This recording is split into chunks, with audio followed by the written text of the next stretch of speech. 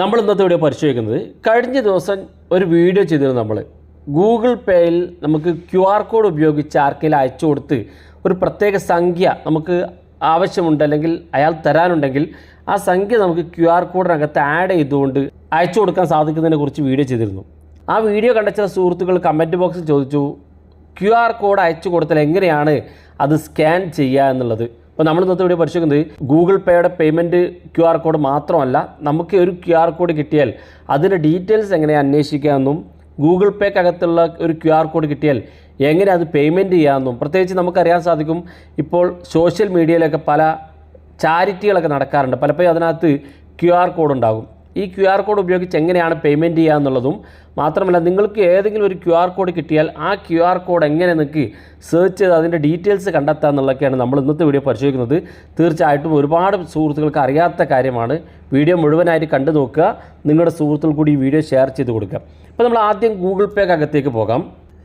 ഞാനിവിടെ ഗൂഗിൾ പേ ഓപ്പൺ ചെയ്ത് ഗൂഗിൾ പേയുടെ നമ്മുടെ പ്രൊഫൈൽ വലതുഭാഗത്ത് ഏറ്റവും മുകളിൽ ക്ലിക്ക് ചെയ്ത് ഇവിടെ നമ്മുടെ പ്രൊഫൈലിൽ ക്ലിക്ക് ചെയ്താൽ നമുക്ക് QR കോഡ് കിട്ടും. അല്ലെങ്കിൽ നമുക്ക് മുകളിൽ കാണുന്ന 3 ഡോട്ട് ക്ലിക്ക് ചെയ്ത് ഇവിടെ സെറ്റ് എമൗണ്ട് ക്ലിക്ക് ചെയ്തൊരു പ്രത്യേക സംഖ്യ നമ്മൾ ടൈപ്പ് ചെയ്ത് കൊടുക്കുകയാണ്. ഇപ്പോൾ ഞാൻ 50 ടൈപ്പ് ചെയ്ത് കൊടുത്ത് കഴിഞ്ഞാൽ ഈ QR കോഡിനകത്ത് 50 എന്ന് സെറ്റായി കഴിഞ്ഞു.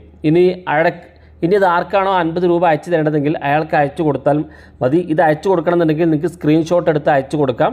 അതല്ലെങ്കിൽ മുകളിൽ ഈ ഡൗൺലോഡ് ബട്ടൺ ക്ലിക്ക് ചെയ്ത് ഇത് ഡൗൺലോഡ് ചെയ്ത് അയച്ചു കൊടുക്കാം. താഴെ കാണുന്ന ഭാഗത്ത് ഇവിടെ ഷെയർ എന്നുള്ള ഓപ്ഷൻ ഉണ്ട്. ഷെയർ QR കോഡ് എന്നുള്ള ഓപ്ഷൻ ക്ലിക്ക് ചെയ്ത് വാട്സപ്പിലേക്കൊക്കെ അയച്ചു കൊടുക്കാനൊക്കെ സാധിക്കും. ഗൂഗിൾ പേക്കകത്ത് നിന്ന് കിട്ടിയ അല്ലെങ്കിൽ ഒരു പേയ്മെൻറ്റിന് വേണ്ടി കിട്ടിയ ഒരു QR കോഡ് എങ്ങനെ നമുക്ക് പേയ്മെൻറ്റ് ചെയ്യുക എന്നുള്ളത് നോക്കാം. അപ്പോൾ ഞാനിവിടെ ഗൂഗിൾ പേ ഓപ്പൺ ആക്കിയിരിക്കുകയാണ്. എൻ്റെ ഗാലറിയിൽ ഞാൻ ഡൗൺലോഡ് ചെയ്തോ അല്ലെങ്കിൽ സ്ക്രീൻഷോട്ട് എടുത്തോ ആയിട്ടുള്ളൊരു QR കോഡ് ഉണ്ടാകും. നമ്മൾ ചെയ്യേണ്ടത് ഇത്ര മാത്രം. ഗൂഗിൾ പേയിൽ ഇവിടെ ഏറ്റവും മുകളിൽ കാണാം സ്കാൻ അനി QR കോഡ് എന്നുള്ള ഓപ്ഷൻ കാണും. അത് ക്ലിക്ക് ചെയ്യുക. ക്ലിക്ക് ചെയ്യുമ്പോൾ നമ്മുടെ ക്യാമറ ഇതുപോലെ ഓപ്പൺ ആയി വരും. ഇവിടെ താഴെ കാണുന്ന ഭാഗത്ത് അപ്ലോഡ് ഫ്രം ഗാലറി എന്നുള്ള ഒരു ഓപ്ഷൻ കാണും. അത് ക്ലിക്ക് ചെയ്ത് കൊടുക്കുക. ക്ലിക്ക് ചെയ്യുമ്പോൾ നമ്മുടെ ഗാലറി ഓപ്പൺ ആയി വരും. ഈ ഗാലറിയിൽ നിന്നുള്ള QR കോഡ് നിങ്ങൾക്ക് കാണാൻ സാധിക്കും. നിങ്ങൾ ഡൗൺലോഡ് ചെയ്തതോ അല്ലെങ്കിൽ സ്ക്രീൻഷോട്ട് എടുത്തതോ നിങ്ങൾക്ക് സോഷ്യൽ മീഡിയയിൽ നിന്ന് കിട്ടുന്ന ഒരു QR കോഡാണ്, ഒരു ചാരിറ്റി QR കോഡാണെങ്കിൽ അത് നിങ്ങൾ സേവ് ചെയ്യുക നിങ്ങളുടെ ഗാലറിയിൽ.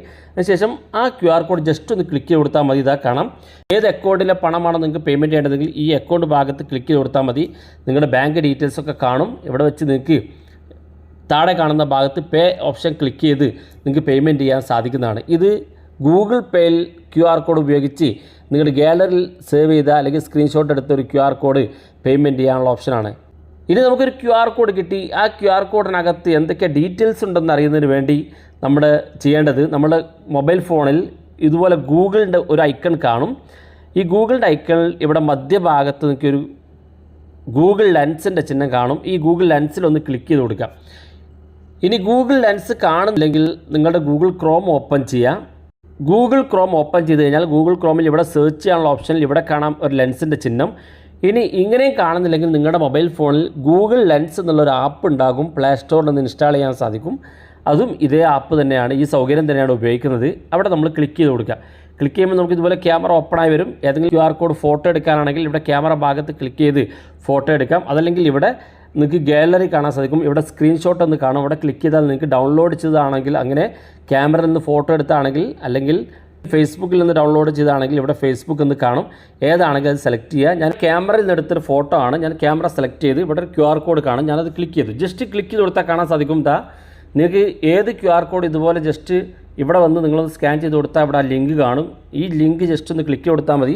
ചില ആളുകൾ ആപ്പുകളൊക്കെ ഇൻസ്റ്റാൾ ചെയ്യാൻ വേണ്ടി QR കോഡ് തരും. ജസ്റ്റ് ക്ലിക്ക് ചെയ്താൽ ഈ ലിങ്ക് ക്ലിക്ക് ചെയ്താൽ നേരെ പ്ലേ സ്റ്റോറിലേക്ക് പോകും. ഞാനിവിടെ ക്ലിക്ക് ചെയ്യുമ്പോൾ ഇത് ജസ്റ്റ് വേറൊരു സൈറ്റിലോട്ടാണ് പോവുക.